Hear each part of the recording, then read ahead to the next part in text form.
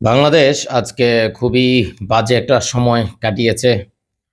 ৫০-এর অধিক আজকে নিহত হয়েছে, হত্যা হয়েছে, যাই বলে না কেন।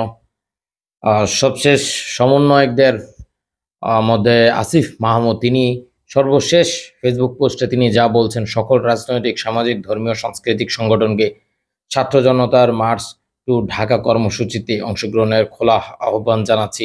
মুক্তিকামী ছাত্র জনতার পক্ষে, দেশের জনগণের পক্ষে অবস্থান নিন। বাংলাদেশ থেকে মুক্তিকামী জনতাকে সাথে নিয়ে ঢাকায় আসুন। আসিফ মাহমুদ, সমন্বয়ক, বৈষম্য বিরোধী ছাত্র আন্দোলন। এই বিষয়ে তিনি একটা ভিডিও বার্তাও দিয়েছেন। ভিডিও বার্তাটা আপনাদেরকে একটু শোনাই। প্রিয় দেশবাসী, আজ বাংলাদেশ একটি গভীর সংকটময় মুহূর্তের মধ্য দিয়ে যাচ্ছে। এখন পর্যন্ত আমাদের প্রাপ্ত খবর অনুযায়ী আওয়ামী লীগ, ছাত্রলীগ, যুবলীগের সন্ত্রাসীরা গুলি করে কুপিয়ে প্রায় ৩০-এর অধিক শিক্ষার ছাত্র জনতা,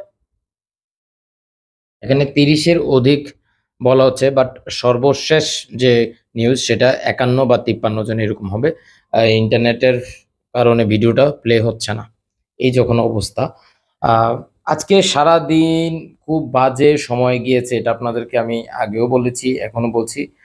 তবে আপনাদেরকে এখন যে বিষয়টা জানাতে চাই সেখানে হচ্ছে আমরা সরাসরি বিভিন্ন নিউজে চলে যাব। নিউজে আসলে কি বলছে, নিউজগুলো আসলে কি ধরনের, যে সাইটগুলো আছে তারা কি ধরনের রিপোর্ট করেছে, সেই রিপোর্টগুলো আপনাদেরকে এখন দেখাবো। ইন্টারনেট ব্রডব্যান্ড বন্ধ হচ্ছে না, মোবাইল ইন্টারনেট বন্ধ ঘোষণা করে দিয়েছে 12:30টার দিকে। তখন হচ্ছে একটা অভিযোগ, তো অভিযোগ সাথে সাথে আসে। তারপর হচ্ছে সবাই কম বেশি বাংলাদেশের যারা ফেসবুক ইউজ করেন বা এর আগে যে ইন্টারনেট বন্ধ হয়ে গেছিল, তারা সেই অভিজ্ঞতা থেকে তারা যেটা করেছে, ভিপিএন ইউজ করে দেখা গেছে যে অনেকেই ইন্টারনেট ইউজ করছে এবং ফেসবুক, ইউটিউবে ঢোকা যাচ্ছে ভিপিএন ছাড়া, কিন্তু বা অন্যান্য সাইটগুলো ভিজিট করা যাচ্ছে।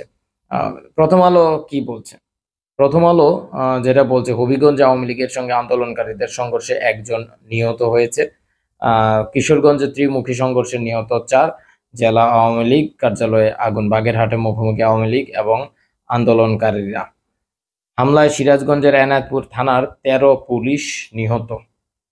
হামলায় সিরাজগঞ্জের, এই নিউজটা আপনাদেরকে একটু বিস্তারিত শোনাই, যে সন্ত্রাসী হামলায় সিরাজগঞ্জ জেলার এনায়েতপুর থানার 13 পুলিশ সদস্য নিহত হয়েছেন। এছাড়া কুমিল্লার ইলিয়টগঞ্জে হাইওয়ে থানার 1 পুলিশ সদস্যও সন্ত্রাসী হামলায় নিহত হয়েছেন। সরকারের পদত্যাগের 1 দফা দাবিতে বৈষম্য বিরোধী ছাত্র আন্দোলনের অসহযোগ কর্মসূচি ঘিরে আজ রোববার সারাদিন ঢাকা সহ দেশের বিভিন্ন জেলায় সংঘর্ষে বহু হতাহতের খবর আসছে।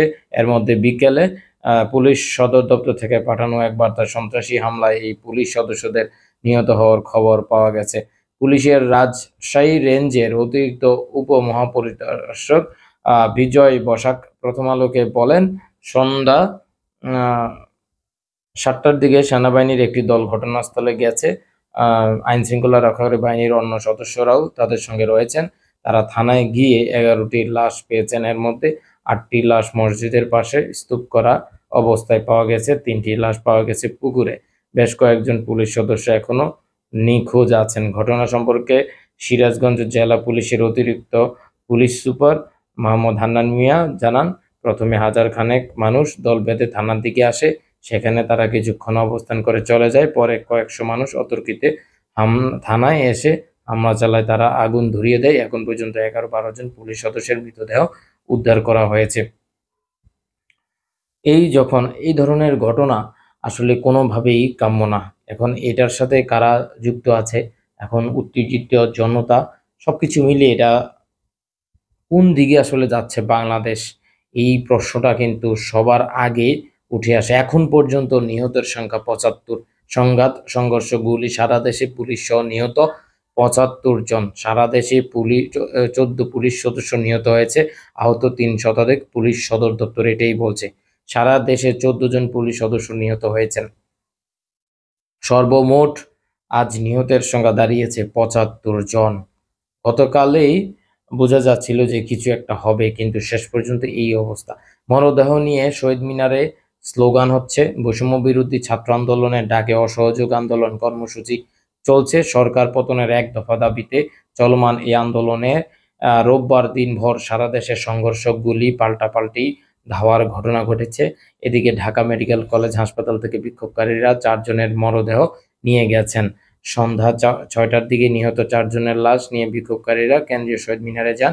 এ সময় আন্দোলনকারীরা নানা স্লোগান দেন। সেখান থেকে আন্দোলনকারীরা রাজধানীর শাহবাগ যাওয়ার পথে ঢাকা বিশ্ববিদ্যালয়ের রাজু ভাস্কর্যে পুলিশ বাধা দেয়। দিনভর সংঘর্ষ, সারা দেশে নিহত 75, এটা তো আপনাদেরকে বললাম। এখন কোথায় কতজন সেটা আপনাদের একটু বলে দেই।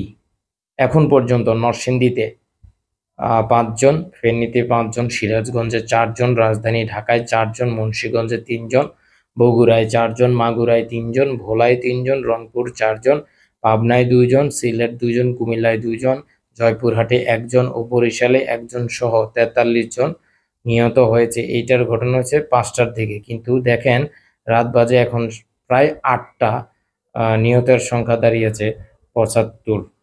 এই সংঘর্ষ শেষ পর্যন্ত কোথায় গিয়ে দাঁড়ায়? প্রধানমন্ত্রী শেখ হাসিনা বলছেন এখন যারা আন্দোলনে আছেন তারা সবাই সন্ত্রাসী, এটা আখ্যা দিয়েছেন। তারপরে নানক বলছেন যে ধৈর্যের শেষ সীমায় আওয়ামী লীগ, প্রতিরোধ করতে বললেন নানক। দেখা মাত্র গুলির নির্দেশ ও আইন বহির্ভূত হত্যাকাণ্ড, মানবাধিকারের সুস্পষ্ট লঙ্ঘন, ডক্টর কামাল হোসেন এই কথা বলছেন। সরকার উৎখাতের বিষয়ে আলোচনার কোনো সুযোগ নেই, হাসানুল হক ইনু এই কথা বলছেন। অন্তর্বর্তীকালীন সরকার গঠন সহ গণতান্ত্রিক রূপান্তরের 5 দফা প্রস্তাব বিশ্ববিদ্যালয় শিক্ষক নেটওয়ার্কের।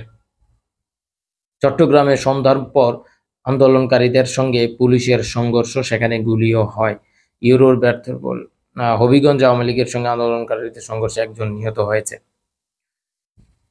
ধানমন্ডিতে ইয়োলোর শোরুমে আগুন দেওয়া হয়েছে। শিক্ষার্থীদের 9 দফা মেনে নেওয়ার আহ্বান দেওয়া হয়েছিল বিভিন্নভাবে, কিন্তু সেই আহ্বানে সরকার সাড়া দেয়নি এবং শেষ পর্যন্ত এই ধরনের ঘটনা চলছে। আপনারা আসলে কি বলবেন এই বিষয়ে? বাংলাদেশ সরকার এই বিষয়ে, বাংলাদেশ সরকারের তরফ থেকে যদি একদম প্রথম থেকে ওটার সংস্কারের পদক্ষেপ নেওয়া হতো, আদালতের দিকে না তাকিয়ে, অথবা আদালতকে যদি রিকোয়েস্ট আরো আগে করা হতো, তাহলে আজকের এই পর্যায়ে হয়তো আসতো না। এটা অনেকেই দাবি করছেন।